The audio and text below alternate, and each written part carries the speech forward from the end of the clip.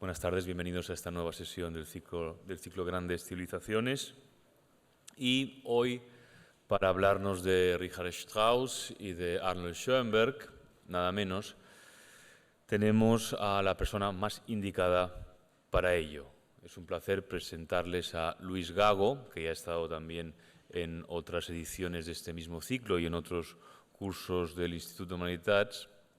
Luis Gago es sencillamente el mejor crítico musical que hay en este país. Es el crítico musical del diario El País, violinista de formación, además de traductor de los mejores ensayistas sobre música que hay en Occidente. Por ejemplo, es el traductor de Alex Ross, es además codirector del Festival de Música de Cámara de la Beethoven House en Bonn y un conocedor verdaderamente privilegiado de la historia musical y también un hombre de una extraordinaria y muy matizada y particularizada cultura en un sentido muy amplio. Es también experto en poesía, en literatura, en arte y por tanto es un verdadero placer. Disculpen, qué grosería. Es un verdadero placer escucharle y aprender con él, que es lo que llevo haciendo desde hace ya mucho tiempo y, como habrán comprobado ustedes además en sus críticas del País, es un excelente escritor, un excelente prosista. Por tanto, no podemos sino felicitarnos de tener con nosotros hoy a una persona como Luis Gago para hablarnos de cosas tan extraordinariamente fascinantes, pero al mismo tiempo complejas, como son estas dos líneas de la modernidad que se abren, de la modernidad musical que se abren con Richard Strauss y con Arnold Schoenberg. Muchas gracias, Luis, por estar aquí otro año con nosotros. Buenas tardes, muchas gracias por su presencia, muchas gracias, Andreu. Incluso la mitad de lo que ha dicho Andreu sobre mí sería una exageración. Dejémoslo en la cuarta parte y por ahí andaríamos incluso también por encima de la realidad. Voy a hablar de dos compositores. Cuando queráis podéis pasar a la pantalla, eso es, de dos compositores, como ha dicho Andreu, Richard Strauss y Arnold Schoenberg, que fueron los dos de los grandes precursores de la modernidad musical a finales del siglo XIX y ya, sobre todo, a comienzos del siglo XX. No sé hasta qué punto están ustedes familiarizados con uno y otro compositor, por lo cual les propongo de entrada casi un juego de comparación entre uno y otro en el que encontraremos tanto similitudes como diferencias. Empezando por lo más básico, Richard Strauss nació en Múnich en el año 1864, es decir, cuando Baviera era todavía un reino. Su rey era el famoso Luis II de Baviera, el protector de Richard Wagner. Con lo cual, Strauss, que murió en 1949, le dio tiempo a vivir todas las posibles casi coyunturas políticas. Poco después de su nacimiento, en 1870, con la guerra franco-prusiana, viviría la así llamada, aunque no es un término muy feliz, unificación alemana, viviría el colapso también del imperio austrohúngaro, viviría la República de Weimar, viviría el nazismo, viviría el final de la Segunda Guerra Mundial y llegó a vivir por muy poco la creación de la República Federal Alemana. Y si hubiera vivido solo 4 semanas más de lo que vivió, hubiera vivido, lo cual le hubiera sorprendido aún más, el nacimiento de la República Democrática Alemana.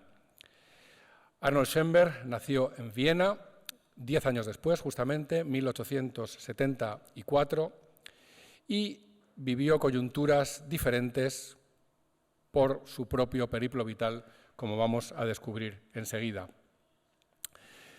Richard Strauss, su padre, Franz Strauss, era un trompista, era músico, por tanto, y fue probablemente el trompista más importante de su tiempo, como lo prueba el hecho de que era el primer trompa de la Ópera Real de Múnich y él, por ejemplo, fue el que participó en los estrenos, nada menos que de Tristán e Isolda, El oro del Rin, La Valquiria e incluso de Parsifal en el Festival de Bayreuth en 1882. A pesar de haber participado en estos estrenos de estas obras incomparables y de haber puesto a su hijo el nombre de Richard, detestaba a Wagner. No le gustaba su música y, sobre todo, detestaba a la persona, lo cual es perfectamente comprensible. Su gran ídolo era Mozart, era su dios en la música y le inculcó con éxito ese amor por Mozart a su hijo Richard. El padre de Schoenberg, Samuel, procedía de un pequeño pueblo, de lo que ahora es Hungría, Székely. Había nacido allí en 1838, Franz Strauss había nacido en Baviera, en Parkstein en 1822, y no era músico, era un zapatero. Su familia, poco después de su nacimiento, se trasladó a Pressburg, lo que es ahora la actual Bratislava, y finalmente él, después de casarse con una mujer originaria de Praga, acabaron viviendo en Viena, que es donde nació Arnold Schoenberg en 1874, es decir, un perfecto caldo de cultivo centroeuropeo. El padre de lo que ahora es Hungría, la madre de Praga, luego se van a Bratislava, lo que es ahora Eslovaquia, y acaban en la capital del Imperio Austrohúngaro. Como pueden ustedes deducir por su nombre, Samuel era judío, al igual que su mujer, lo cual tiene su importancia para lo que vamos a ver enseguida. Richard Strauss se casó una única vez con esa mujer que ven ahí, Pauline de Anna. Se casaron en 1894 y seguía siendo su mujer cuando Richard Strauss murió en 1949. Ella murió muy pocos meses después, en 1950. Era una soprano, tremenda personalidad, controlaba fieramente a su marido y, sobre todo, controlaba fieramente la economía doméstica. Arnold Schoenberg se casó en 2 ocasiones, la primera con esta mujer que ven ahí, Matilde, la hermana de su gran amigo y mentor Alexander Zemlinsky, el compositor Matilde Zemlinsky, también de familia judía. Ella murió en 1923 y muy pocos meses después, cuando ya había cumplido 50 años, Arnold Schoenberg se volvió a casar, de nuevo con una hermana de un músico, en este caso con la hermana del gran violinista Rudolf Kolisch, familia judía también, que da nombre a uno de los cuartetos de cuerda profesionales más famosos del siglo XX, el cuarteto Kolisch. Dentro de un momento vamos a ver justamente a Rudolf Kolisch. Voy a hacer un pequeño paréntesis para explicar que Arnold Schoenberg, aparte de ser un extraordinario compositor, probablemente el compositor más importante del siglo XX, por lo que supuso la revolución que generó y a la que me referiré más adelante, también era un pintor notable, podríamos incluso decir. Este es un retrato justamente de Matilde Zemlinsky, y por lo que voy a contar luego, conviene ahora contar, no solo por el puro cotilleo, que en el año 1908 su mujer Matilde tuvo una relación extramatrimonial con el pintor que les daba clases de pintura a ambos, a Matilde y a Arnold Schoenberg, que es este pintor que ven aquí autorretratado, el pintor Richard Gerstl. Fue un drama para todas las personas implicadas, la relación terminó, luego la retomaron de nuevo, luego huyeron juntos, dejando ella abandonando a sus 2 hijos pequeños con su padre, y finalmente, aconsejada por los amigos de la pareja, Matilde decidió volver con Richard Gerstl, decidió volver con Arnold Schoenberg, y Richard Gerstl lo que hizo fue practicar el deporte nacional austriaco, es decir, suicidarse. Pero no lo hizo de una manera normal, sino que lo que hizo fue, se suicidó. Primero intentó quemar todos sus cuadros que había en su taller y todos sus papeles. Lo consiguió solo en parte, afortunadamente, gracias a eso conservamos todavía cuadros de él.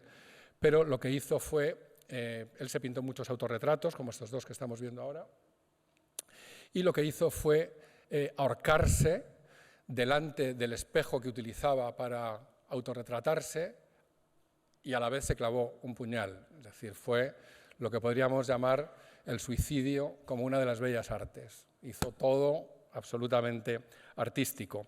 Aquí ven un retrato de Matilde Zemlinsky, de soltera, Matilde Schoenberg, de casada, del propio Richard Gerstl, y este otro también de Richard Gerstl. Fíjese qué diferencia de estilos tan acusada entre uno y otro, o entre de nuevo, otro retrato de Matilde. También pintó a su rival, Arnold Schoenberg, al que admiraba muchísimo, todo hay que decirlo. Fíjense este retrato de la familia Schoenberg, la pareja, Arnold y Matilde, con sus dos hijos, Gertrude y Georg, o este grupo de amigos en el que reconocemos claramente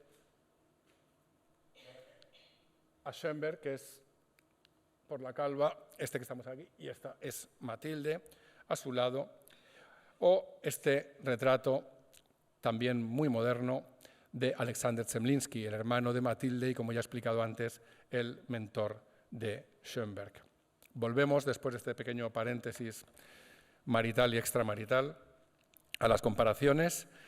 Richard Strauss y Pauline tuvieron un solo hijo, Franz, con el que lo vemos aquí retratado a la pareja. Arnold Schoenberg, de su primer matrimonio, tuvo dos hijos, que ya acabo de mencionar, Gertrude y Georg, con Matilde, y con su segunda mujer, Gertrude Kolisch, de soltera, tuvo estos tres hijos con los que vemos aquí durante su exilio estadounidense, su hija Nuria, su hijo Ronald y su hijo Lawrence, es decir, un hijo, uno, 5 hijos, el otro. Una cosa mucho más primaria, y es que Richard Strauss era un hombre muy alto, para su edad debía de medir, calculo, cerca de 1,80, aquí lo vemos a la izquierda con Hugo von Hofmannsthal, al que me referiré enseguida, y aquí en esta foto vemos a Otto Klemperer, que era muy alto, todo hay que decirlo, medía 1,90 por lo menos, y este que hay aquí bajito a su lado con sombrero era Arnold Schoenberg, al que vemos que le saca como 2 cabezas y media, por lo menos. Y este que vemos aquí es Anton Webern, el discípulo de Schoenberg, que vemos que es un poco más alto que Schoenberg, y como referencia vemos aquí a Anton Webern con Alban Berg, el otro gran discípulo de Schoenberg, que también era muy alto, tan alto como Klemperer, pero fíjense que si hubiera una foto, que increíblemente no la hay, o yo no he visto jamás una foto en la que aparezcan juntos Arnold Schoenberg y Alban Berg, Arnold Schoenberg llegaría probablemente por aquí, le llegaría por debajo del cuello a Alban Berg. La única foto que hay de ellos dos es esta, no he visto otra parte de esta, pero fíjense que sutilmente está hecha de manera que el alto parece Schoenberg y en cambio Berg, que medía 1,90 y tantos, parece bajito a su lado y está mirándolo hacia arriba con veneración, que es lo que realmente sentía por él. Esta es la maravillosa villa en Garmisch-Partenkirchen, en los Alpes bávaros, en la que vivió Strauss durante gran parte de su vida y que, si alguna vez están por la zona, recomendable en todos los sentidos, les animo a visitar porque es visitable. Y este es el otro palacio que tuvo Richard Strauss en Viena y en lo que es ahora la embajada holandesa en Viena. Esta fue su mansión en Viena. Strauss ganó mucho dinero. Arnold Schoenberg, en cambio, siempre tuvo muchos problemas de dinero y esta es su casa cerca de Los Ángeles, en Brentwood, donde vivió desde 1935 hasta su muerte en 1951. El apartado de Richard Strauss aquí está vacío y de Arnold Schoenberg, solo a modo de ejemplos, vemos aquí su Tratado de Armonía, uno de los libros de técnica musical más influyentes del siglo XX, su Harmonie Lege, publicado en 1911, o estos fundamentos de la composición musical, o su famoso estilo, el estilo y la idea, una recopilación de sus escritos, conferencias, ensayos, etc. de Richard Strauss. Hay muchas cartas, pero ningún tratado teórico, ningún libro sobre técnica musical, absolutamente nada. Esto es la dedicatoria, o mejor dicho, lo que escribió en la dedicatoria de su Tratado de Armonía, el que hemos visto aquí, su Harmonie Lege. La copia que le dedicó a Karl Kraus, al que me referiré también enseguida, es extraordinaria y por eso no me resisto a traducírsela. Ahora que hemos visto el libro, le escribió Arnold Schoenberg a Karl Kraus, figura capital absolutamente en la Viena, en lo que se llama la Viena de 1900.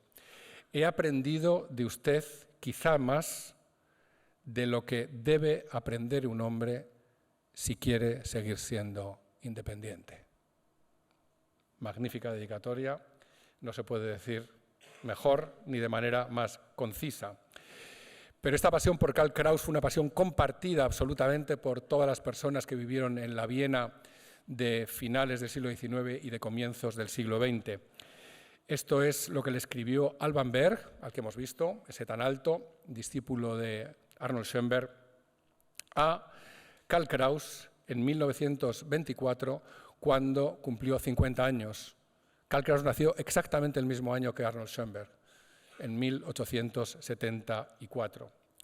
Y le escribe Alban Berg: he reprimido durante 25 años la necesidad de expresar en voz alta mi veneración por usted.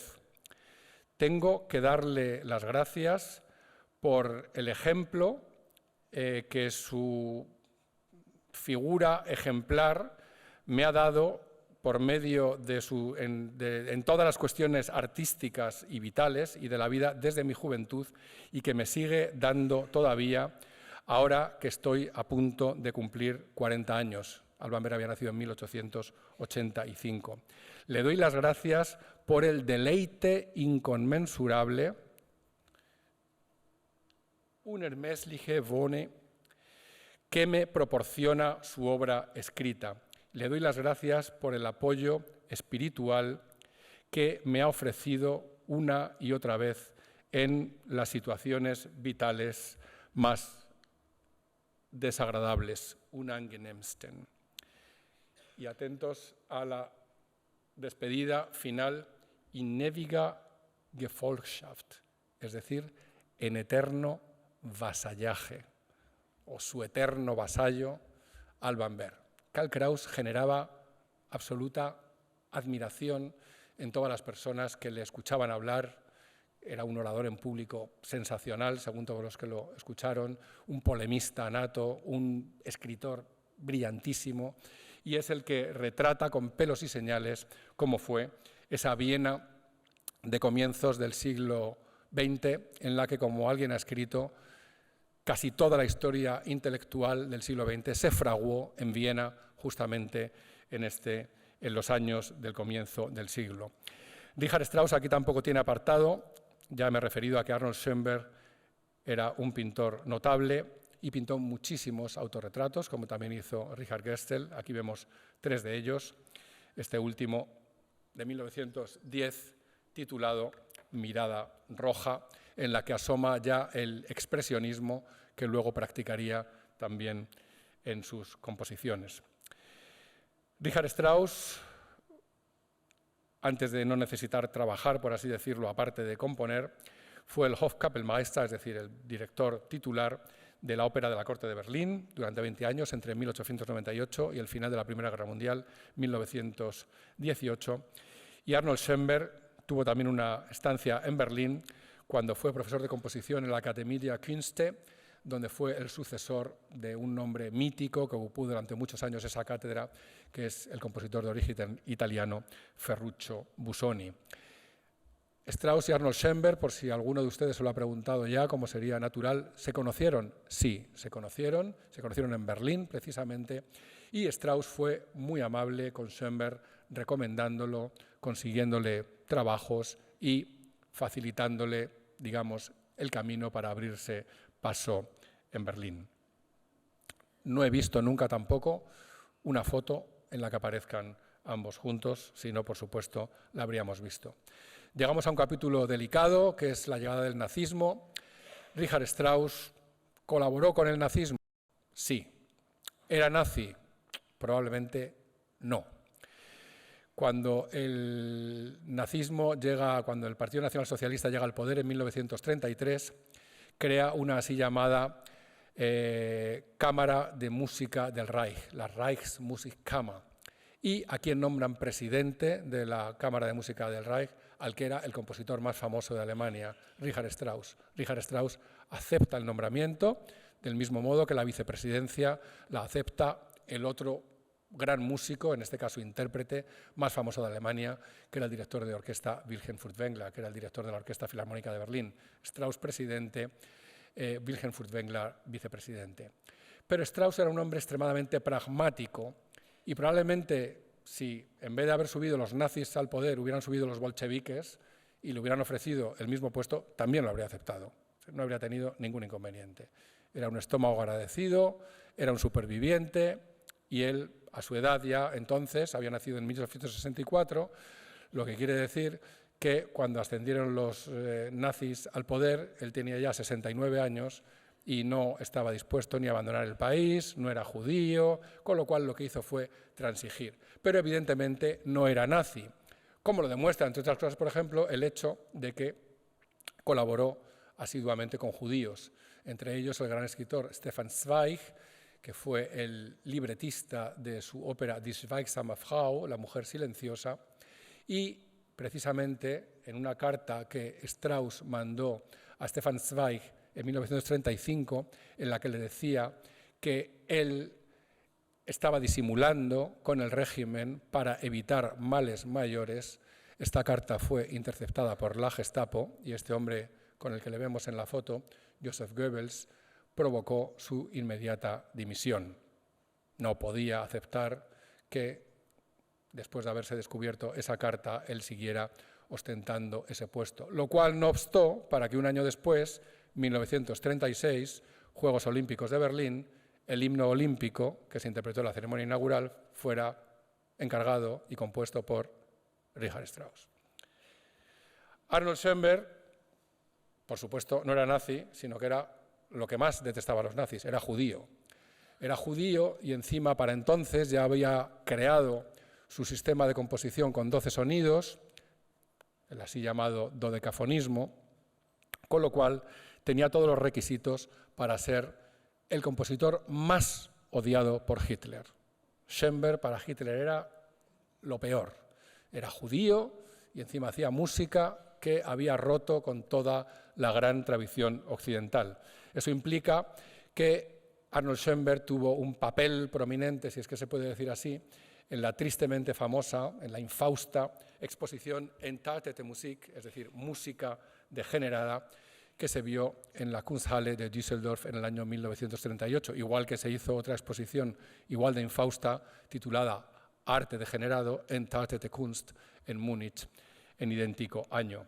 Fíjense que la persona que lo organizó, Hans Severus Ziegler, que era un funcionario de medio pelo nazi, la tituló Eine Abrechnung. Esto quiere decir un ajuste de cuentas. Era un ajuste de cuentas con todos esos músicos judíos o músicos que practicaban el jazz o músicos que practicaban la música atonal o la música dodecafónica. Y dentro del catálogo, fíjense que Schoenberg aparece casi como si fuera un delincuente, falta por poner el se busca encima de su fotografía.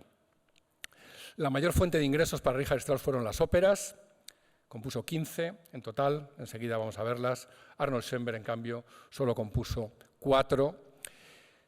Las 3 primeras, Erwartung, a la que me referiré luego, Die glückliche Hand y Von heute auf morgen, es decir, Espera, La mano feliz y De hoy a mañana, son óperas muy cortas, en un acto, todas ellas, y su única ópera, digamos, de enjundia y de una duración más larga es Moses und Aaron, Moisés y Aarón, pero jamás puso música al tercer acto.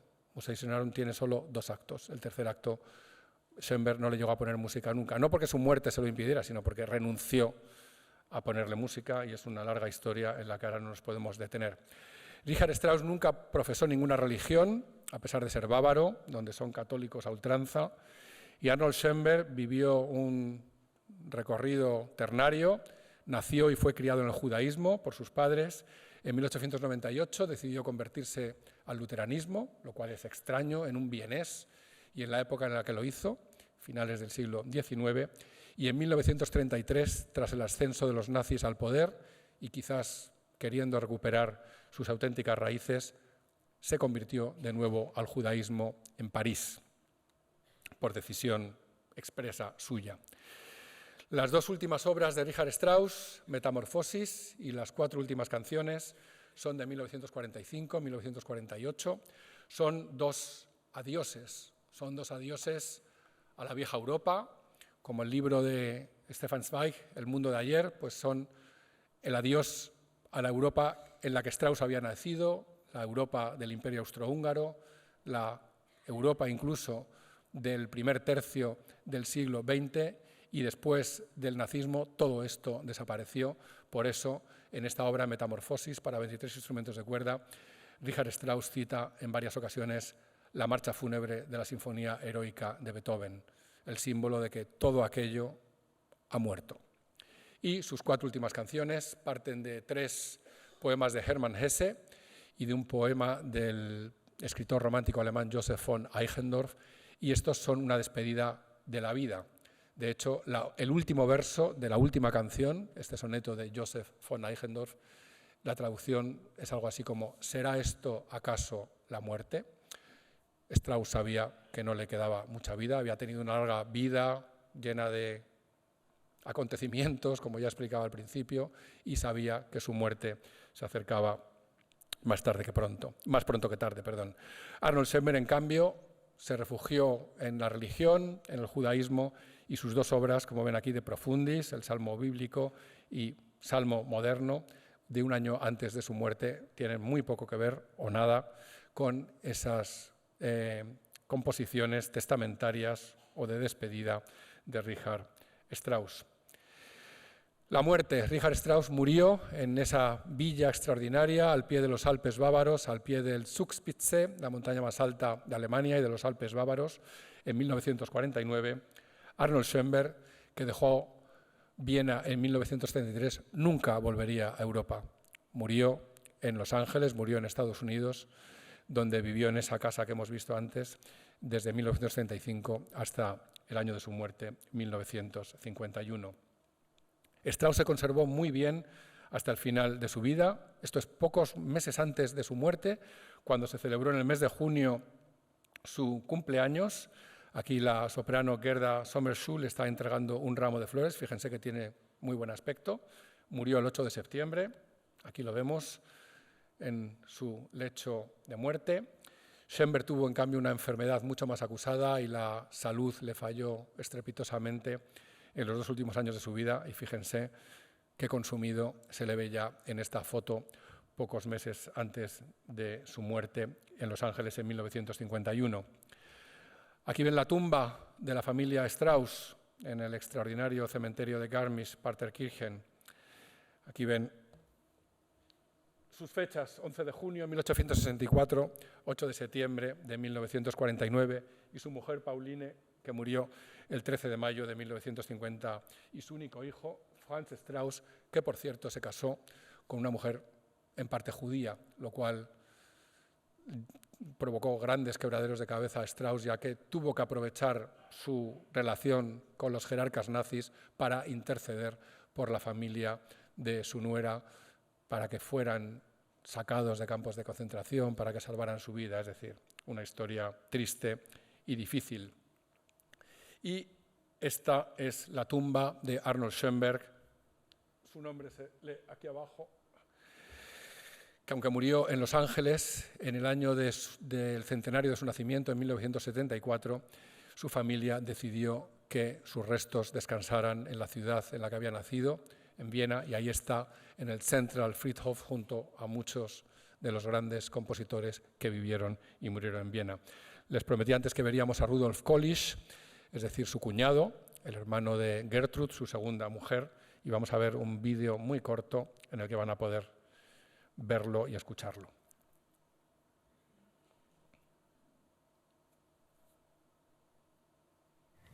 That Vienna now seeks to honor Arnold Schoenberg by dedicating this gravesite as his final resting place. It seems even more appropriate that it should utilize 5. Juni 1974. Ein Begräbnis auf dem Wiener Zentralfriedhof. 23 Jahre nach dem Tode von Arnold Schoenberg wird die Urne mit seiner Asche von Los Angeles nach Österreich gebracht und in einem Ehrengrab der Stadt Wien beigesetzt. Redner und Zeugen der posthumen Anerkennung sind sein Sohn Ronald und sein Schwager Rudolf Kolisch, Primgeiger des ehemals weltberühmten Kolisch-Quartetts. Dieses Ehrengrab begräbt vieles von dem Unrecht, das Schoenberg in seinem Heimatland widerfahren ist und gereicht seinen Urhebern zur Ehre. Er gehört hierher. Endlich hat er Heim gefunden. Nicht, weil er in diesem Land geboren wurde, nicht in diesem engen Sinn. Wenn die Verantwortung für seine Verbannung auch einer anderen Sphäre zugehört, so hat Österreich doch niemals eine freundliche Heimat für ihn bedeutet. Este era Rudolf Collis. Antes veíamos, hablando en inglés, a Ronald, el hijo de Schoenberg, que como nació en Estados Unidos probablemente ni siquiera hablaba bien alemán, por eso hablaba en inglés, y Rudolf Collis, que en un momento de su alocución ha dicho gehört hierher, es decir, él pertenece aquí, él pertenece a Viena y por eso lo hemos traído a su Heimatland, ha vuelto a su patria ahora cuando se cumple el centenario de su nacimiento. Tras este juego comparativo entre Arnold Schoenberg y Richard Strauss, para que se sitúen ustedes entre estos dos polos, lo que voy a hacer ahora es lo siguiente. Voy a dedicar un buen rato, espero, a hablar de las dos obras en las que Richard Strauss parecía que se iba a convertir en un artífice de la modernidad musical, y digo parecía porque luego no fue así. Esas dos obras van a ser Salome, dos óperas, Salome y Electra, y después hablaré de dos obras de Arnold Schoenberg, que son su segundo cuarteto de cuerda, opus 10, y su primera ópera, a la que ya me he referido antes, Erwartung, opus 17. La última sesión de este ciclo, al que están ustedes asistiendo, la impartirá Jordi Llobet y lo va a dedicar a Salomé, a la Salomé de Oscar Wilde. Y no voy a detenerme mucho, pero quiero decir algunas cosas para enlazar con la ópera de Richard Strauss. En primer lugar, les quiero mostrar este cuadro de Gustave Moreau, que era un pintor francés completamente obsesionado por la figura de Salomé. Pintó nada menos que 19 óleos, 6 acuarelas, más de 150 dibujos, todos dedicados a Salomé. Aquí lo vemos, Salomé bailando delante de Herodes, o este otro, la aparición, en la que ya vemos cómo Salomé ve la cabeza del Bautista chorreando sangre como una aparición en medio del cielo. Hay otra versión en acuarela de Gustave Moreau de esta misma imagen que ven aquí. Este es otro de los muchos dibujos de Salomé. Y no puedo dejar tampoco de referirme a esta novela a contrapelo de Joris Karl Huysmans, porque Mar García, una de las sesiones también de este ciclo, la va a dedicar justamente a esta novela, El esnovismo, Huysmans y la novela a contrapelo, se titula su intervención, que viene después de esta a la que están asistiendo esta tarde. Y el protagonista es una persona excéntrica que está encerrada en su casa, Jean de Cesant, y que está completamente obsesionado por los cuadros que acabamos de ver, estos dos cuadros de Gustave Moreau, hasta el punto que, como podemos leer en el 5º capítulo de su novela, dice que entre todos los artistas había uno cuyo talento le extasiaba en largos, o le producía encantamiento en largos éxtasis, Gustave Moreau, y había adquirido sus dos obras maestras, que son justamente los dos cuadros que acabamos de ver. Salomé de Oscar Wilde se escribió originalmente en francés, como ven aquí, esta es la primera edición, 1893, se prohibió su estreno, como saben, todo esto les hablará con toda seguridad Jordi Llobet en la última sesión de este ciclo, y este es el comienzo. Comme la princesse Salomé est belle ce soir. Qué hermosa está esta tarde o esta noche la princesa Salomé. Es importante recordar esto porque luego veremos y escucharemos esto mismo con la música de Richard Strauss. Posteriormente se publicó una traducción inglesa el año siguiente, en 1894, con ilustraciones de Aubrey Beardsley y que supuestamente tradujo el amigo y amante de Oscar Wilde, Lord Alfred Douglas, a quien Oscar Wilde dedicó esta edición. Y dice el traductor de mi obra, muy probablemente la tradujo el propio Oscar Wilde. Parece ser que Lord Alfred Douglas tampoco sabía tanto francés como para poder traducirla él mismo, pero bueno, el caso es que aparece citado así. Esta es la edición con los diseños Art Nouveau de Aubrey Beardsley. Los paso muy rápidamente, probablemente los mostrará también Jordi Llobet. Ven que es Art Nouveau en estado puro. Cada una de las imágenes lleva un título y lo que se ve, por supuesto, y qué es lo que le interesaba a Richard Strauss, como voy a explicar enseguida, es que había mucha sangre. Y esto era algo que Richard Strauss sabía que vendía y que iba a convertir su obra en un éxito. Aquí vemos el Kill the Lamp, el colofón del libro en el que aparece como Salomé, después de ser matada por orden de su padrastro Herodes, parece que la van a meter en una especie de ataúd. En esta carta de 1893 que Oscar Wilde escribió a The Times, al periódico británico, y que aparece aquí reproducida, para que vean cómo era Oscar Wilde, lo leo mejor aquí, al editor de The Times: señor, me ha llamado la atención una crítica de Salomé que fue publicada en sus columnas la pasada semana. Las opiniones de los críticos ingleses sobre una obra mía en francés tienen, para mí, por supuesto, muy poco interés, si es que tienen alguno. Escribo simplemente para pedirle que me permita corregir una afirmación equivocada que aparece en esa reseña en cuestión. El hecho de que la más grande actriz trágica de cualquier escenario que esté hoy viva, viera en mi obra tal belleza que estuviera deseosa de producirla, de incorporar ella misma la parte de la heroína. Habla por supuesto de Saga Bernard, la maravillosa actriz francesa, de prestar todo el poema al glamour de su personalidad y a mi prosa la música de su voz aflautada.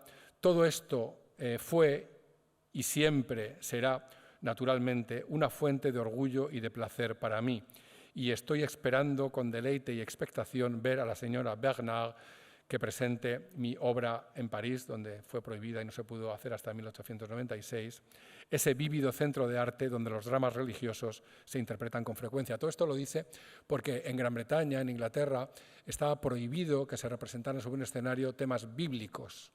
Por ejemplo, cuando Sansón y Dalila, la ópera de Saint-Saëns, se estrenó en Gran Bretaña, se tuvo que representar como un oratorio, no como una ópera, porque la censura impedía que los temas bíblicos se representaran en un teatro. Por eso Salomé, que trata de un tema bíblico, tuvo muchísimos problemas y no se estrenó en el Reino Unido hasta 1931, cuando se había escrito en 1893.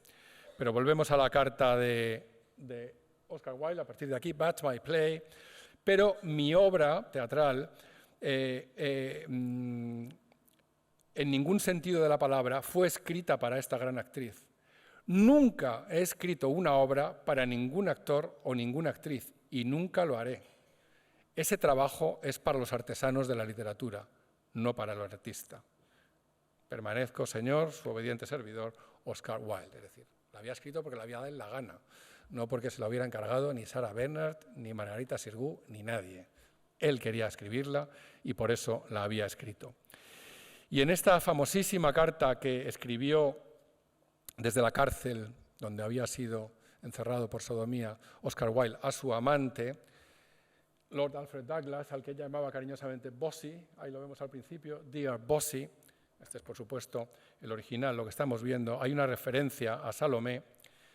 La carta terminaba con Your affectionate friend, tu amigo que te quiere, Oscar Wilde. Pues bien, decía que hay un momento de la carta en la que hay una referencia a Salomé, que es aquí. Dice, es uno de esos estribillos cuyos motivos subrayados recurrentes hicieron de Salomé algo tan parecido a una obra musical y que la mantiene unida como una balada. So like a piece of music. Es decir, el propio Oscar Wilde veía que esa serie de frases que se van repitiendo a lo largo de su obra la hacían muy propicia para tener un tratamiento musical. Esto nos lleva a Karl Kraus, al que he citado antes. Karl Kraus editó esta revista, Die Fackel, la antorcha, desde 1899 hasta 1936, un total de 922 números. Aquí ven el primero, aquí ven la fecha, 1899, y aquí ven el último número, 922, febrero de 1936. Nunca más se volvió a publicar. En los primeros años colaboraban Karl Kraus, por supuesto, y otros escritores, pero durante la dilatada vida de la antorcha, el escritor único era Karl Kraus. Él se escribía toda la revista, no necesitaba que colaborara nadie, él tenía talento sobrado para poder escribirla. Si han leído y si no lo han hecho, este libro, Die Fackel im Ohr, La antorcha al oído, el segundo tomo de las memorias de Elias Canetti, aquí lo ven, se lo recomiendo vivamente, y esto hace referencia justamente a esa revista de Karl Kraus, La antorcha al oído. Es decir, la antorcha era la guía de todos los intelectuales en Viena, de Adolf Loos, de Otto Weininger, de Arnold Schoenberg, de Alban Berg, de Anton Webern. Toda la intelectualidad vienesa tenía la antorcha Die Fackel como la referencia absoluta. Pues bien, en un número de Die Fackel de 1908, ahí lo ven, aprovechando para criticar a Viena, que era el objeto principal de todas sus invectivas, escribe Karl Kraus, después de haber visto una producción en 1903 de Salomé de Oscar Wilde. En la producción del teatro alemán, y no puedo decir más en su alabanza, incluso el señor Schütz, que era el crítico de teatro de la Neue Freie Presse, habría caído presa de la magia de Salomé. La atmósfera sonambulística de una visión compuesta de deleite sensual y horror, el tempo rítmico de un sueño febril que se apresura de una calma sofocante a una catástrofe epocal, el punto de inflexión de dos mundos que nace serpenteando de almas mudas, una cisterna y los cielos, el invisible Galileo y una luna estilizada que de ser un disco blanco se convierte en una monstruosidad moteada de color escarlata. Acompaña cada fase del desastre terrenal, las irregularidades de una naturaleza dislocada. Todo esto ha demostrado ser posible sobre la escena de Hamburgo, donde se celebró la primera representación pública de Salomé, en Alemania. En Berlín, la racionalidad realista mandó a la luna los límites de su aspecto natural y solo le dejó adoptar el papel de comparsa. En Viena, debido al conflicto entre necesidad teatral y falta de capacidad técnica, se le negó incluso este papel. Tanto aquí como allí, la relación entre el muchacho paje de Herodías y el joven sirio, Narrabot, cuyas miradas desea apartar de Salomé, que observa por su parte a Yocanan, resulta incomprensible. Aquí el efebo, es decir, el paje, que en Hamburgo fue representando por una esbelta muchacha, fue interpretado por una heroína gorda como un papel cómico. Estas son esas óperas de Richard Strauss a las que me he referido. A la izquierda ven el número de opus, aquí el título, aquí cómo denominó a esa ópera su autor, por ejemplo, poema cantado, drama musical, tragedia, comedia para ponerse en música. En rojo los libretistas, ven todas las veces que aparece Hugo von Hofmannsthal, hasta aquí, hasta Arabella, y a partir de Arabella desaparece por sencilla razón de que murió, como veremos enseguida. Aquí los años de composición y aquí el lugar, el teatro y el año en que se estrenó cada una de las óperas. Nos vamos a detener, como ya he anunciado antes, solo en dos, en Salomé y en Electra, es decir, en dos óperas estrenadas ambas en el Teatro de la Corte de Dresde, Salomé en 1905, Electra en 1909. La primera ópera, Guntram, una obra todavía muy juvenil, está dedicada, por supuesto, a mis queridos padres, meinen teuren Eltern. Ahora hablaremos de los padres de Strauss enseguida. Ya hemos hablado un poco antes, pero ahora vamos a hablar más. Este es el cartel del estreno en Dresde, ahí lo ven, 9 de diciembre de 1905, en la Ópera de la Corte, y aquí los diversos cantantes que encarnaban a los diversos protagonistas, como Frau Wittig, la cantante, la soprano, que incorporó el papel protagonista de Salomé. Tuvo un éxito descomunal. Los teatros se pegaban por poder representar Salomé en Alemania y fuera de Alemania. Muy poco después, aquí ven la fecha, el 16 de mayo de 1906, la ópera se estrenó en la Ópera de Graz. y lo menciono por algo que voy a decir enseguida. Con los derechos de autor que ganó Strauss, con Salomé, se compró esa villa de Garmisch-Partenkirchen que hemos visto antes. Es decir, era una máquina de generar dinero. Con Electra ganó muchísimo también, con todas ganó mucho, pero con Salomé ganó muchísimo, muchísimo, muchísimo. Aquí vemos a Marie Wittig, que es esa soprano que encarnó a Salomé en el estreno. Hay que recordar que Salomé, en la obra original de Oscar Wilde, es un adolescente de unos 16 años. Como vemos, Marie Wittig ya los había superado con creces. Aquí lo vemos con varias de las personas involucradas en el estreno. Este hombre que ven aquí a la derecha y a la es el propio Richard Strauss. Esta es la producción original de Dresde, como ven, muy realista, con decorados de época. Aquí vemos a Salomé, aquí vemos a Herodes. Y aquí, imagínense, está bailando la danza de los 7 velos, nuestra amiga Marie Wittig. Hay otras cantantes que dan un poco mejor el papel, por ejemplo, Ainhoa Acté, que fue una famosa intérprete de Salomé en los primeros años. Fíjense qué rostro tan adecuado para cantar Salomé. O una de las grandes cantantes amigas de Richard Strauss, Maria Jeritza, que colaboró con él en muchas óperas. Fíjense qué Salomé de tan buen aspecto vemos en esta foto. En Viena se estrenó en 1907 y la intérprete fue la que vemos aquí, Fanchette Verhunk, a la que volveré dentro de muy poco tiempo a esta fotografía por las razones que ustedes comprenderán enseguida. Esta es la imagen característica al final de la ópera, cuando Salomé, después de bailar la danza de los 7 velos, obtiene su recompensa, que es la cabeza de Yocanan, la cabeza del Bautista, que es una imagen que hemos visto representada en multitud de ocasiones. Este ciclo trata sobre el final del siglo y el comienzo del siglo XX, y en 1900, en Leipzig y en Viena, se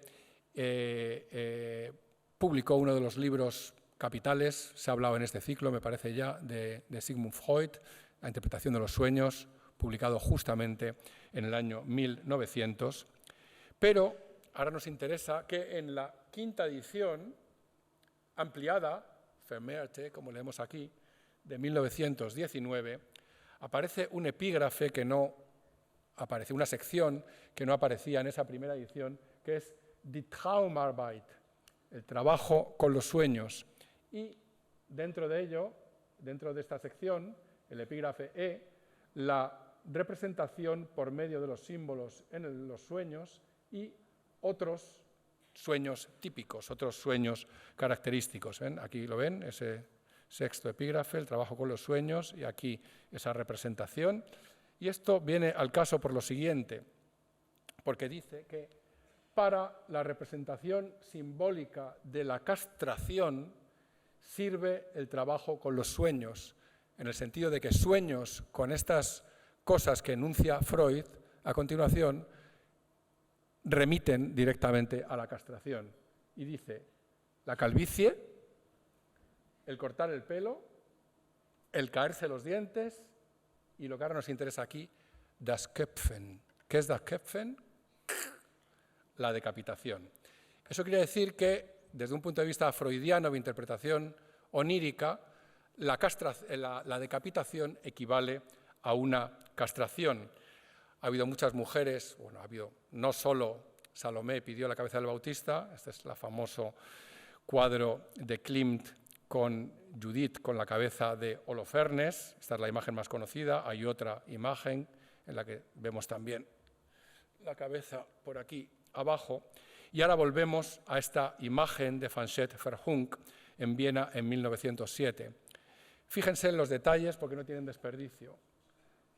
Lleva todo este brazo atado. Esto es lo que ahora llaman un bondage. Fíjense la posición de las piernas abiertas y, sobre todo, fíjense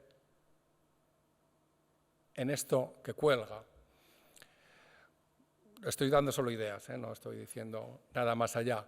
Y esto nos hace también ver que lo que se considera normalmente una decapitación, y al final de la obra de Oscar Wilde y al final de la ópera de Richard Strauss, Salomé dice o canta: he besado tu boca, Yocanán, lo que no pudo hacer en vida lo ha conseguido en muerte, ha conseguido besar la boca de la cabeza muerta de Yocanán que mantiene en la bandeja. Y esto puede interpretarse, si damos por buena la interpretación de los sueños que daba Sigmund Freud, como una felación también, no solo como un mero beso en la boca, si interpretamos la cabeza como el miembro viril de Yocanán que ha sido cortado, y con esta referencia explícita que también veíamos de alguna manera en el cuadro de Gustav Klimt, con esto que cuelga diferente al resto de la falda. Estamos en este ambiente, estamos en el ambiente en el que todas estas piezas encajan. Es en la Viena de principios de siglo en la que Otto Weininger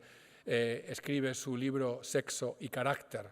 Otto Weininger, entre paréntesis, que se suicidó, por supuesto, en la misma casa en la que había muerto Beethoven. Es decir, los austríacos sabían cómo hacer las cosas. Delante de un espejo, apuñalándose, en la casa en la que había muerto Beethoven, hay que suicidarse con estilo.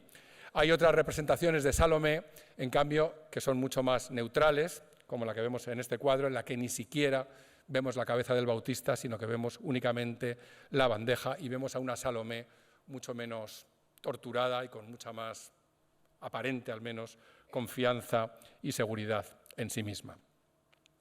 Vamos a escuchar algunos ejemplos de Salomé para que se hagan ustedes una idea, quienes no la conozcan, de cómo suena esta música. Y ese es el motivo por el que, como ya he anticipado antes, Richard Strauss parecía que iba a convertirse en un precursor de la modernidad musical. Escena cuarta. Salomé no trata únicamente de esa pasión obsesiva que tiene Salomé por Yocanán, que está en el fondo de la cisterna y pide que lo saquen y quiere besar su boca, y al final solo lo consigue hacer post-mortem, como acabo de explicar. Hay otras pasiones colaterales, y una de ellas, muy importante, es la pasión que siente Herodes por su propia hijastra, a la que mira siempre con ojos lúbricos y que tiene un abierto deseo sexual de poseerla en presencia de su propia mujer, la madre de Salomé, Herodías. Escuchen y lean el texto.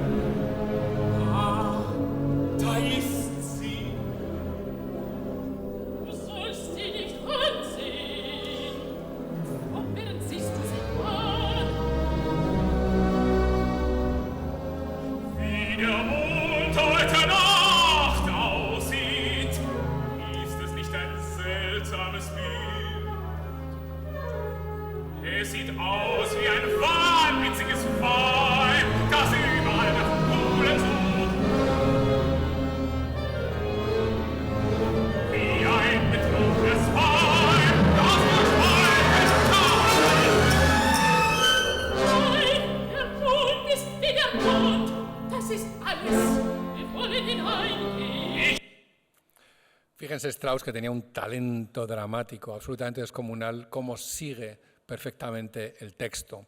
No he comentado que Strauss vio representada la obra de Oscar Wilde en alemán en una traducción de Hedwig Lachmann, y le gustó tanto que no cambió nada.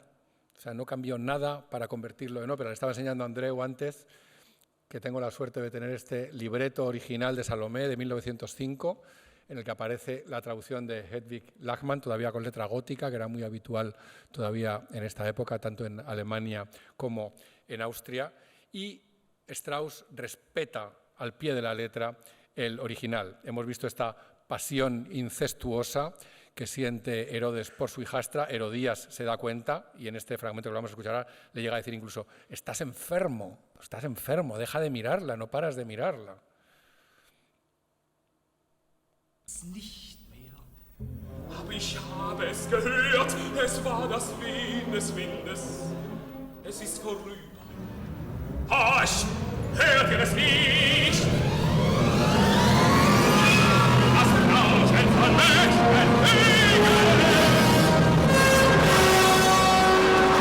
Du bist krank! Wir wollen hineingehen! Ich bin nicht krank, aber deine Tochter ist krank zu Tode!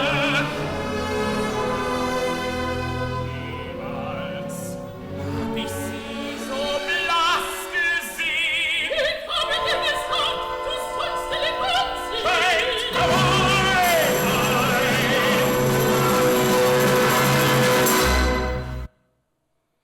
Te he dicho que no deberías mirarla. Ella se da cuenta de que aquí se está cociendo realmente un drama. Y ya ven qué tipo de música. Esto es lo más parecido a lo que podríamos calificar de música expresionista. Es decir, el equivalente de esos cuadros expresionistas que hemos visto de Richard Gerstl o el equivalente del expresionismo cinematográfico de Fritz Lang. Es decir, esto es expresionismo musical en estado puro. Ahora ya aparece Salomé en escena en este diálogo con Herodes.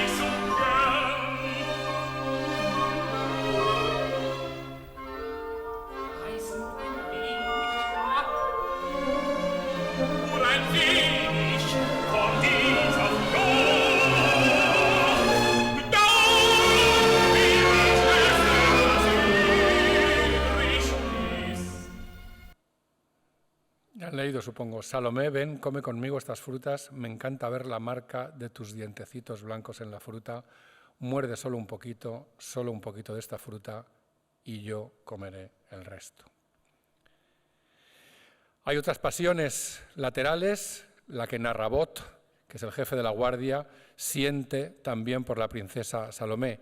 Y esta es justo esa primera frase que hemos leído, Comme belle la princesse Salomé ce soir, aquí se convierte en Wie schön ist die Prinzessin Salomé heute Nacht, qué hermosa está esta noche la princesa Salomé, la mira con ojos extasiados.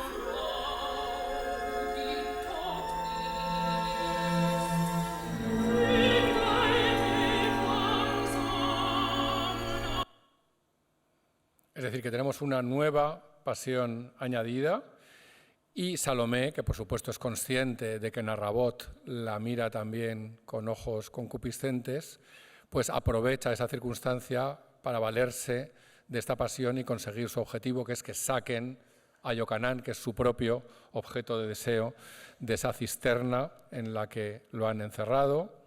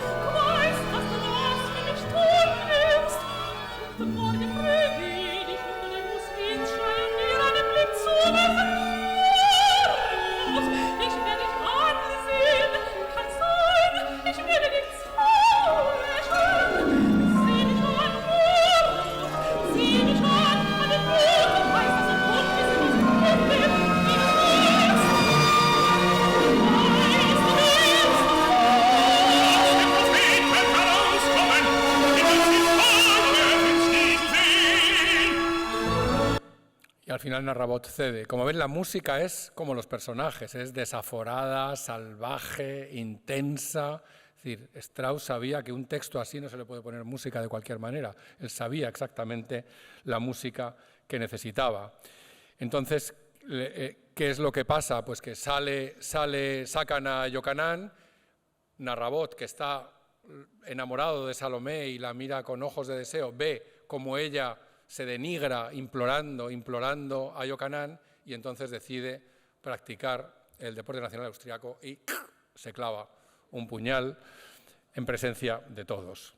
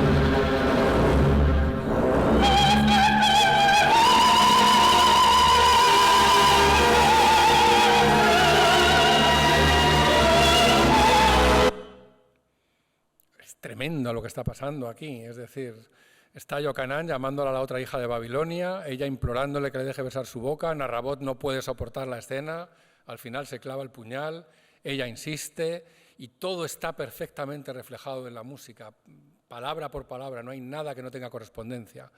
Esto es Wagner un paso más allá, es decir, Strauss parte de Wagner, por supuesto, Guntram, esa primera ópera que he dicho antes juvenil, es wagneriana por los cuatro costados, y aquí está, es muy complejo explicarlo y por eso no lo vamos a hacer, todo está con una serie de leitmotivs asociados a cada uno de los personajes, y cada vez que suena ese leitmotiv, ese diseño musical, sabemos que se está refiriendo a un personaje en concreto, pero está llevado mucho más allá, es una música mucho más desaforada que cualquier cosa que escribiera Wagner. Por eso he dicho que esto es realmente un ejemplo claro de lo que podemos llamar un expresionismo musical. Y hay otra pasión añadida todavía, que es una pasión homosexual, que es la que siente este paje por Narrabot, al que acabamos de oír y de matarse, con esa música tremenda antes de que interviniera otra vez Salomé, pues este paje siente una pasión homosexual que no se le escapa a Salomé.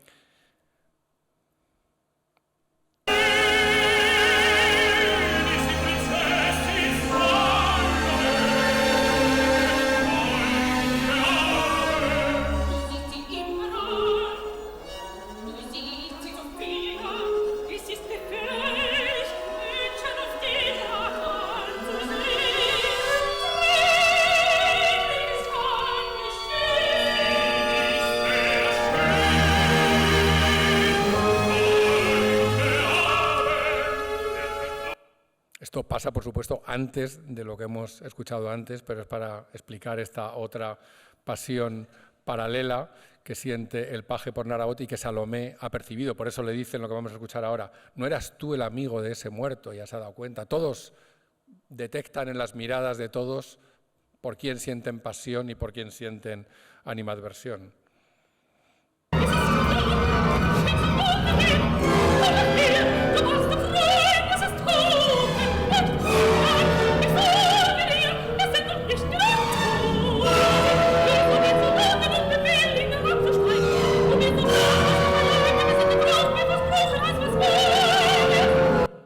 Fíjense que no está cantando realmente, está dando notas, pero está vociferando. Es una música que está, como decía antes, llevada mucho más allá de Wagner, con lo cual parecía que estaba indicando una dirección de la que, sin embargo, luego Richard Strauss reculó, retrocedió y ya no siguió avanzando por ahí.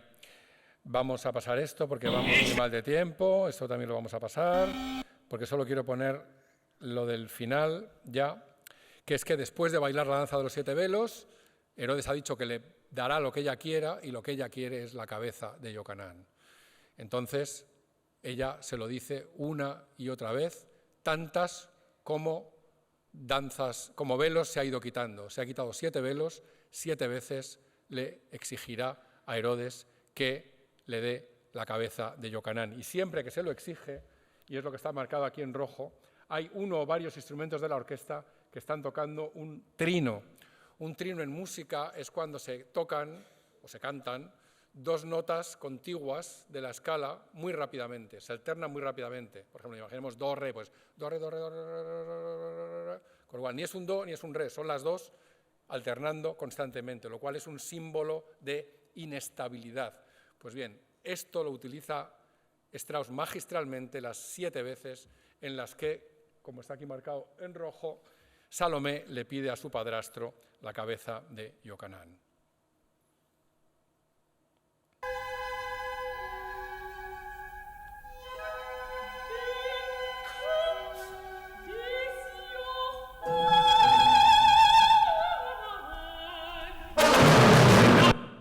Das Haupt des Iocanán, la cabeza de Iocanán, primera vez. Segunda.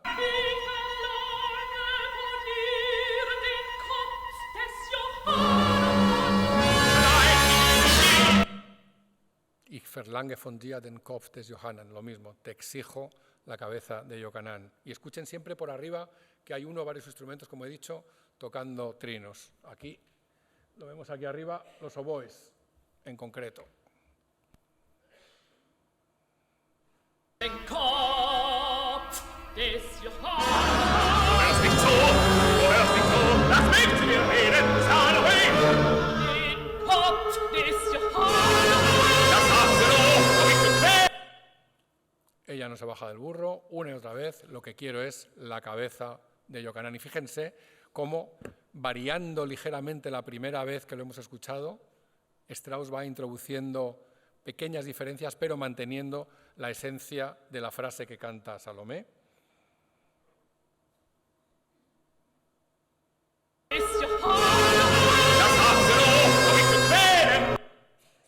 A veces es brevísimo, como en este caso.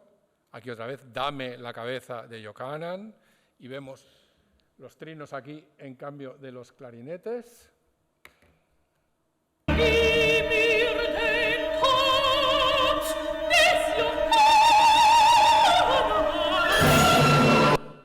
Con este salto descendente que habíamos escuchado la primera vez, pues Strauss lo mantiene.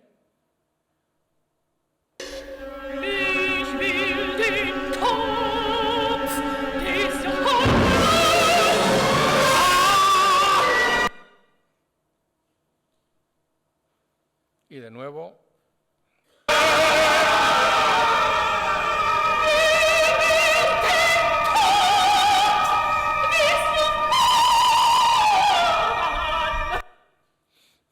Atentos a lo que le dice Herodes, que le den lo que pide, ella es en verdad hija de su madre. Es decir, es igual que Herodías, su madre. ¿Se acuerdan de que hemos visto antes el cartel del estreno en 1906 de Salomé en la ópera de Graz? El sentido que tenía incluirlo es que el ruido eterno de Alex Ross, se ha referido Andreu antes en la presentación a Alex Ross, comienza justamente así. Comienza su primer capítulo cuando Richard Strauss dirigió su ópera Salomé el 16 de mayo de 1906 en la ciudad austríaca de Graz. Se dieron cita a varios próceres de la música europea para ser testigos del acontecimiento. Es decir, cuando Alex Ross decide contar no tanto la historia de la música del siglo XX, sino la música que la historia del siglo XX ha producido, que eso es en lo que consiste el ruido eterno, decide tomar como punto de partida justamente esa representación de Salomé en Graz en 1906, a la que, entre otras muchas personas, parece ser que asistió Adolf Hitler. Elektra, voy a referirme muy brevemente, porque si no, no va a dar tiempo a hablar de Arnold Schoenberg. Aquí vemos de nuevo el cartel del estreno, 25 de enero de 1909, en Dresde, el teatro Fetiche de Richard Strauss, donde se representaron tantas de sus óperas, y teatro que, como la ciudad de Dresde, quedó completamente destruido en 1944 después de los brutales bombardeos aliados sobre la ciudad sajona. Y esto fue una de las cosas que a Strauss le sumió en una desesperación absoluta. Ver Dresde y el teatro en el que él había estrenado Salomé, Elektra y muchas otras óperas, verlo reducido a ruinas fue lo que le dio realmente la sensación de que su mundo había terminado, de que la Europa que él había conocido había quedado sepultada bajo las bombas de unos y de otros. Fue un grandísimo éxito. De nuevo, Elektra. Aquí vemos a la cantante, lo interpretó, Annie Krull, fíjense qué mirada alucinada, con Carl Perron, que interpretaba a Orestes, el hermano de Elektra, y que también había participado, por cierto, en el estreno de Salomé.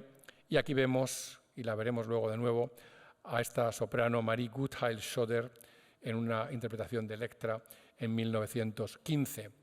Y ahora, como estamos hablando de la Viena de comienzos de siglo y como ya he hecho referencia previamente a Freud, tengo que contar algo de lo que no se suele hablar y que me parece que es muy importante.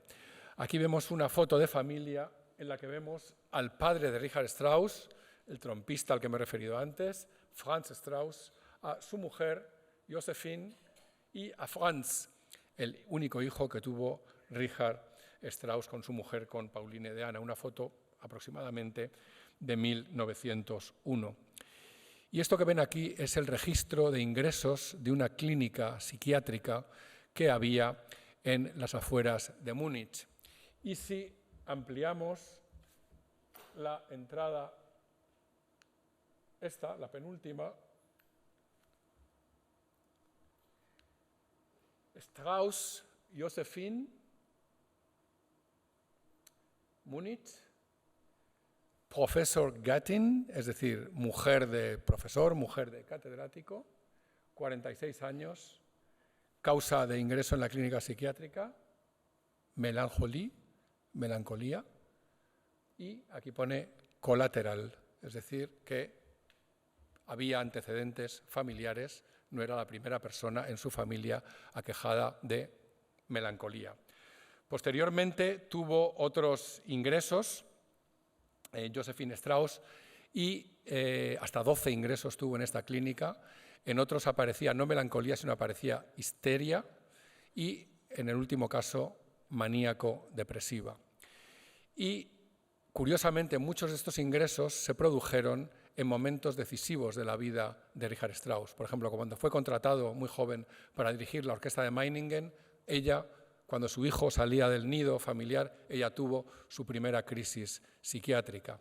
Cuando la pedida de mano de Pauline, la que iba a ser su mujer, Josephine tuvo otro ingreso largo en esta clínica psiquiátrica. Y era una mujer, al parecer, aquejada de terribles problemas de sueño y de terribles pesadillas. Cuento esto porque no sé si han reparado ustedes que Salomé y Elektra están ambas protagonizadas por dos mujeres, y dos mujeres con claros trastornos psiquiátricos. Salomé tiene una fijación obsesiva con el Bautista y hasta que no consigue besar su boca después de que ha sido ya decapitado por orden de Herodes, no ceja. Mientras que Elektra está obsesionada con la figura de su padre muerto, Agamenón, y lo único que quiere es acabar con su madre, Clitemnestra, y con su padre, Egisto. Y es una mujer que da, a lo largo de la ópera, síntomas clarísimos de lo que podríamos calificar de histeria. Y Clitemnestra, en la ópera, hay un momento en el que le confiesa a su hija que pasa muy malas noches y que tiene horribles pesadillas. Y Elektra le dice que ella sabe cuál es la manera de acabar con esas pesadillas. Clitemnestra, que va llena de collares y amuletos para ahuyentar los malos espíritus y ahuyentar estas pesadillas, le dice que por favor le diga cuál es ese remedio. Ella se niega a decírselo hasta que al final se lo confiesa, y es que se corte su cuello, y que una vez que se corte su cuello ya desaparecerán las malas noches y desaparecerán las pesadillas para ella.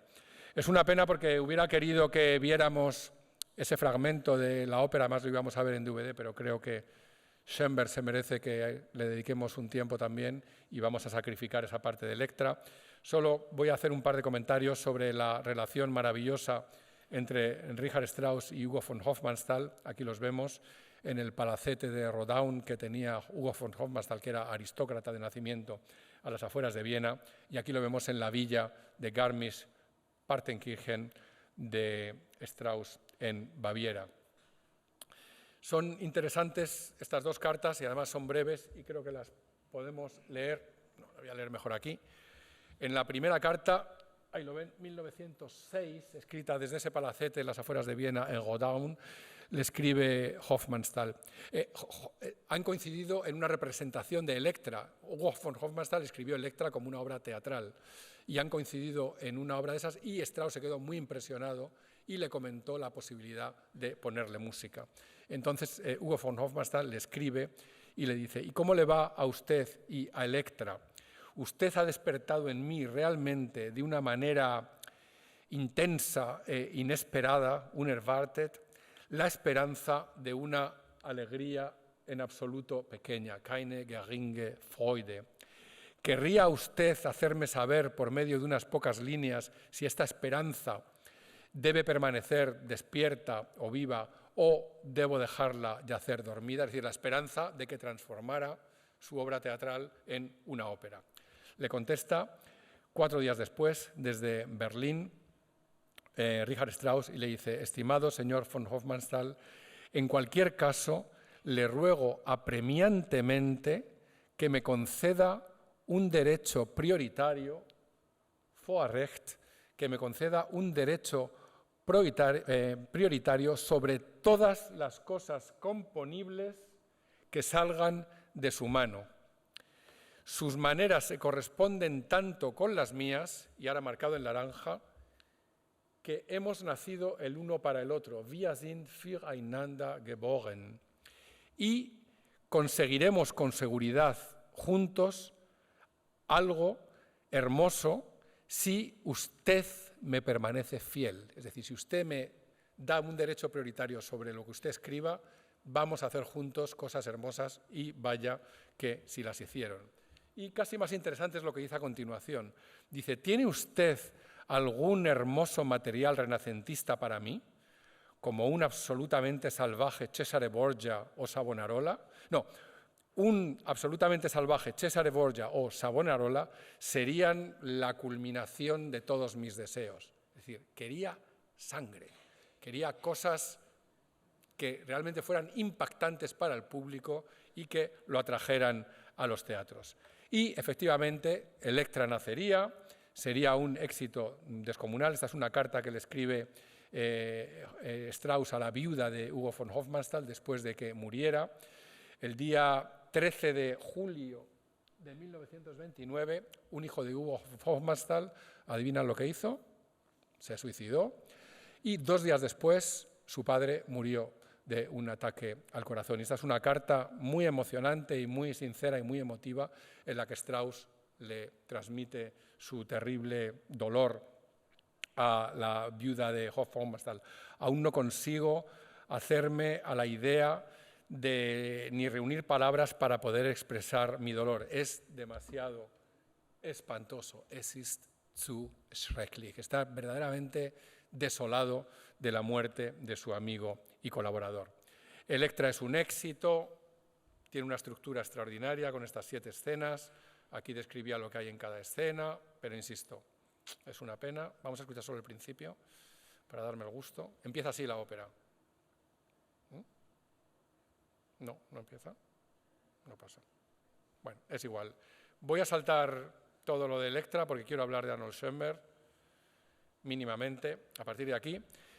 Fíjense, cuando llega Arnold Schoenberg a Estados Unidos, aparece en Musical America el enigma de la música moderna llega a Estados Unidos. Aquí vemos a Arnold Schoenberg y a su mujer Gertrude, la hermana de Rudolf Kolisch, al que hemos visto luego mucho después, en 1974, acogiendo los restos mortales de Schoenberg en Viena, y tienen en sus brazos a su hija, a su primera hija, Nuria, que había nacido el año anterior, en 1932. ¿Saben dónde había nacido?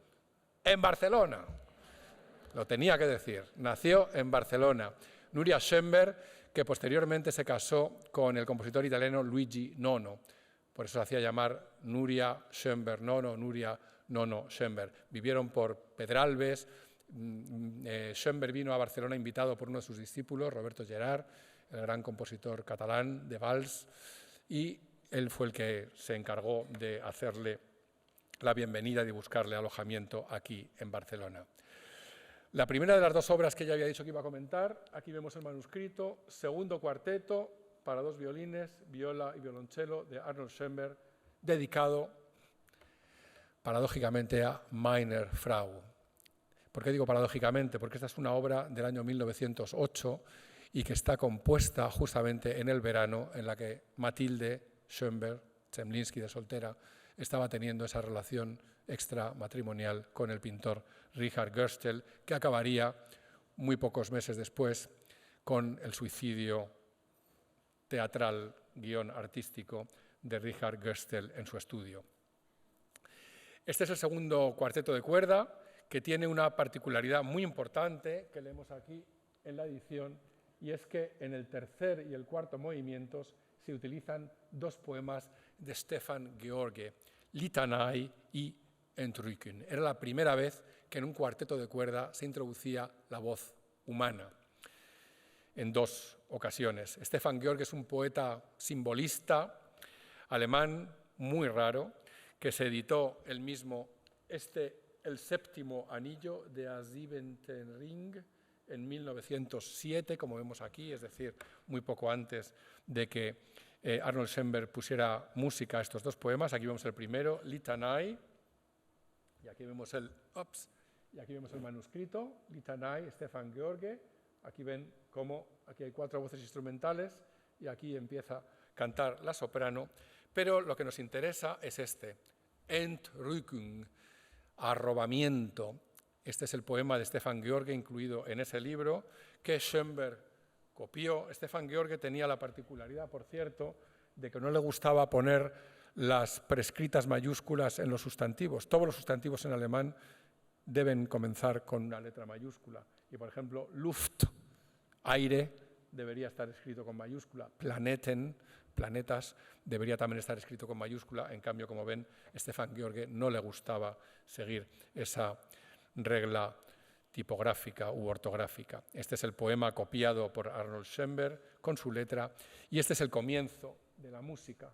Ven, aunque no lean música, como violonchelo, viola, segundo violín y violín, con sordina, mit Dämpfer, hacen como una subida hacia arriba.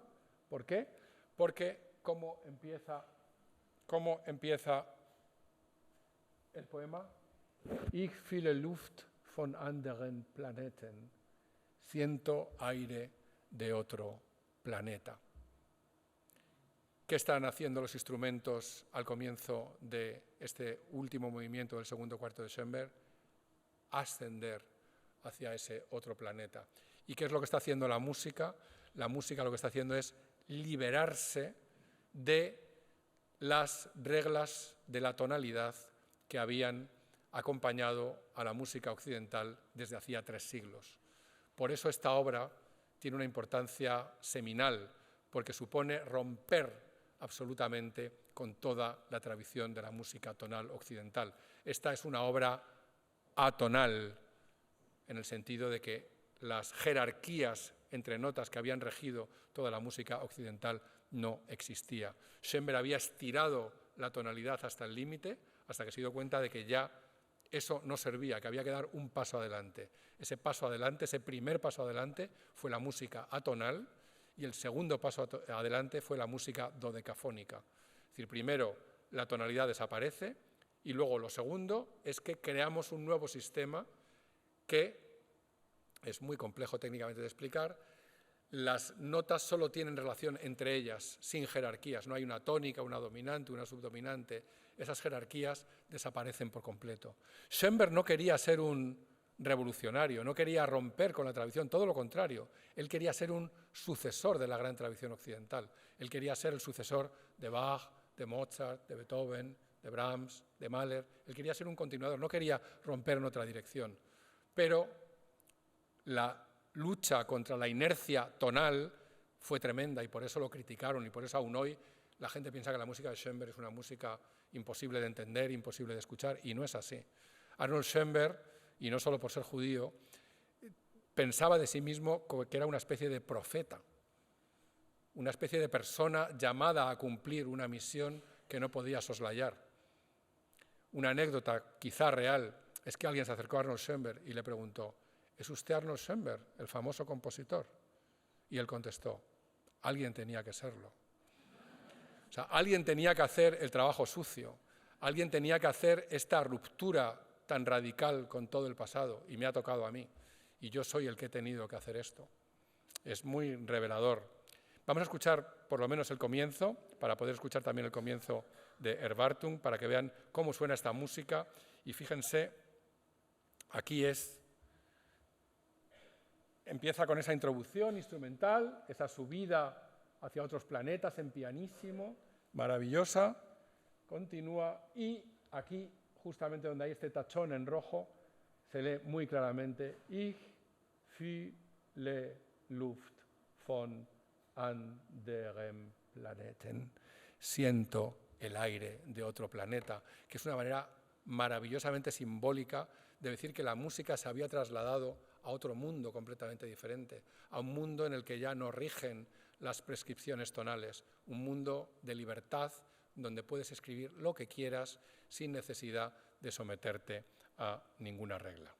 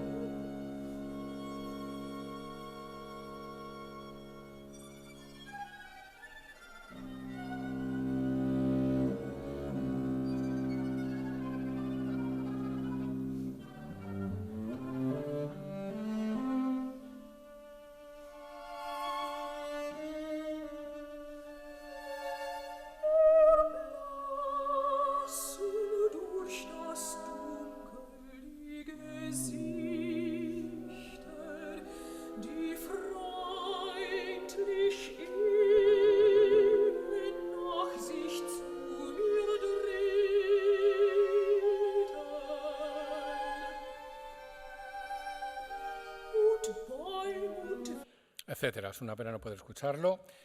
La soprano que estrenó esta obra en Viena fue esta mujer a la que hemos visto antes en el papel de Electra, Marie Guttheil Schöder, y también fue la cantante que estrenó la obra de la que voy a hablar muy brevemente y con la que vamos a terminar esta tarde. Pero antes quiero leerles lo que escribió Arnold Schoenberg sobre el estreno de este segundo cuarteto de cuerda en Viena. Mi segundo cuarteto de cuerda causó en su estreno en Viena en diciembre de 1908 tumultos que sobrepasaron cualquier cosa anterior y posterior de este tipo. Aunque había también algunos enemigos personales míos que utilizaron la ocasión para fastidiarme, un hecho que aún puede demostrarse hoy en día, tengo que admitir que este alboroto estaba justificado sin el odio de mis enemigos, porque eran una reacción natural por parte de un público educado conservadoramente a un nuevo tipo de música. Sorprendentemente, el primer movimiento pasó sin ninguna reacción, ni a favor ni en contra. Pero después de los primeros compases del segundo movimiento, la mayor parte del público empezó a reírse y a no dejar de molestar durante la interpretación del tercer movimiento, Litanei, y el cuarto movimiento, que acabamos de escuchar al comienzo, Entrückung, arrobamiento. Fue muy incómodo para el cuarteto Rosé y para la cantante, la gran Marie Guttheil Schöder. Pero al final del cuarto movimiento, si lo hubiéramos podido escuchar hasta el final, lo hubiéramos podido comprobar lo que pasa, sucedió algo extraordinario. Después de que la cantante deja de cantar, llega una larga coda interpretada únicamente por el cuarteto de cuerda. Mientras que, como ya he mencionado antes, el público no respetó ni siquiera a una mujer que estaba cantando, esta coda fue aceptada sin ningún tipo de perturbación audible. Quizás incluso mis enemigos y adversarios llegaron a sentir algo aquí, o sea que quizás el final de este cuarto movimiento les gustó. Erwartung es la primera ópera de Schoenberg y el libreto lo escribió esta mujer que él mismo retrató aquí, Marie Pappenheim. Marie Pappenheim era una estudiante de medicina que se especializó en dermatología, aunque luego también tuvo una relación muy estrecha con Wilhelm Reich, el discípulo de Sigmund Freud, y crearon juntos una sociedad para asesorar sexualmente a las personas con menor formación sexual y para investigar las conductas sexuales de las personas, otra cosa muy característica de la Viena de 1900. Arnold Schoenberg había conocido a Marie Pappenheim por unos poemas que había publicado, cómo no, en Die Fackel de Karl Kraus en 1906, lo ven ahí arriba, y ella firmó con un seudónimo de Maria Heim, se llamaba Marie Pappenheim. Vemos que incluso uno de los poemas, Vor dem Konzert, tenía una temática musical. Este es el siguiente número en el que hace de nuevo referencia a los poemas de Pappenheim. Y este es el texto manuscrito de Marie Pappenheim. Aquí lo ven, hier hinein man sieht den Weg nicht. No se ve el camino. ¿De qué trata Erwartung? Erwartung es una palabra muy difícil de traducir. La manera quizá más sencilla de traducir es espera, pero es algo más que espera. Es una combinación de espera, expectación, expectativa, premonición, todo un poco mezclado. Entonces trata de una mujer que va paseando por un bosque de noche buscando algo y al final parece que lo que está buscando es a su amado. Y en un momento dado parece que lo encuentra muerto y habla con él. Y al final todo es confuso porque uno puede llegar a pensar que esta mujer, que está hablando en una especie de monólogo interior, de flujo de conciencia, casi como un anticipo del Ulises de Joyce, parece que puede darnos a entender de que es ella la que lo ha matado, pero también pudiera ser de que no hay cadáver y de que todo es un fruto de su imaginación y de que nada existe. Ven como Schoenberg hay algunas partes que no le gustaron y las tachó, y este es el final del texto de Marie Pappenheim, que le escribe esta carta a Schoenberg. Esta es la firma, estimado señor Schoenberg, en la que le manda el texto, y Schoenberg, como pintor que era, pintó la escenografía que él imaginaba para Erwartung. Aquí vemos algunas de esas imágenes, de ese bosque nocturno entre cuyos árboles avanza esta mujer buscando algo y hablando de una manera deshilachada y un poco incongruente. Ven todo imágenes de oscuridad. Y este es el manuscrito, Erwartung, monodrama. Es un monodrama porque solo hay una persona que canta, que es esta mujer, que no sabemos nada de ella, ni cómo se llama, ni qué edad tiene, todo absolutamente desconocido, pero eso es lo menos importante. Y la obra está compuesta muy, muy rápidamente en 1909, en muy pocos días. Hay que pensar que, por supuesto, esto también es consecuencia de la herida que había dejado en Schönberg la relación de su mujer con Richard Gerstel. Vamos a escuchar por lo menos el comienzo para que vean un poco el ambiente y lean el tipo de texto. El texto está lleno siempre de puntos suspensivos, ¿ven? Son todo frases sueltas que va lanzando esta mujer sin orden ni concierto de alguna manera, y hay que pensar que un texto así se prestaba también de una manera especialmente adecuada a el atonalismo, lo que he dicho antes, es decir, a una música sin reglas. Esto es un texto sin reglas, no convencional y ideal para un tratamiento, para una música sin reglas. Vamos a escuchar un poco del comienzo.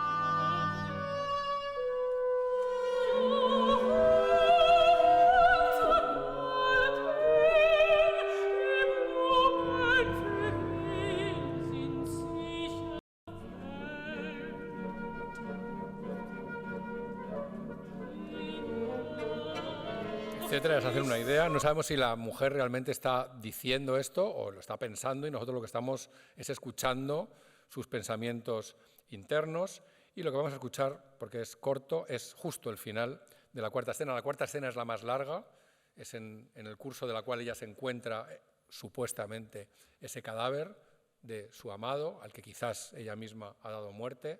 Todo es con muchos signos de interrogación, y así es como acaba Erwartung.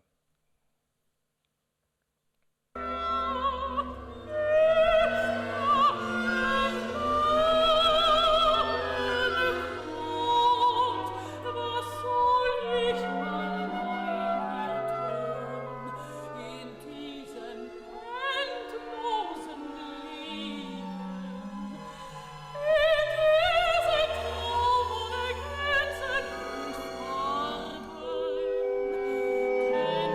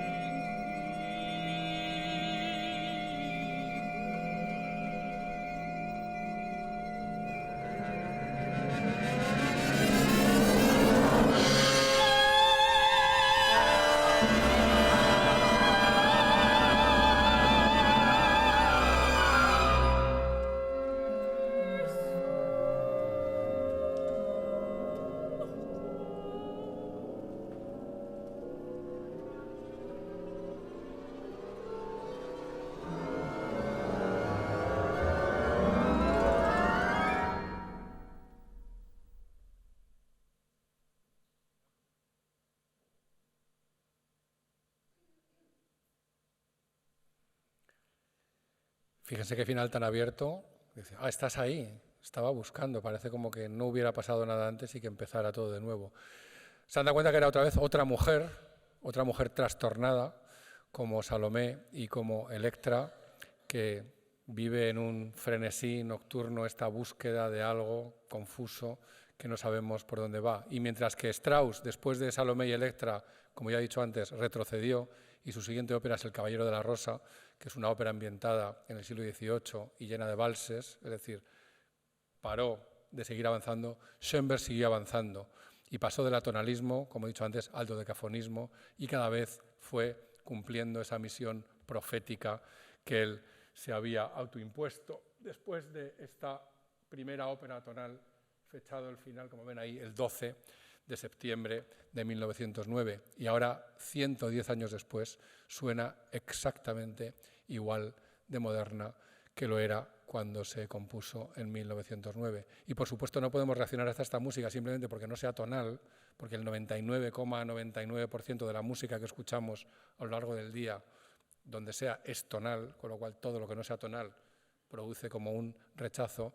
No debemos caer en la tentación de que esta música hemos de rechazarla. Esta música hay que comprenderla, hay que contextualizarla, hay que saber dónde está, y si sabemos sus orígenes, los poemas a los que dieron lugar, de dónde venía, a dónde fue a continuación, entonces todo se entiende muchísimo mejor.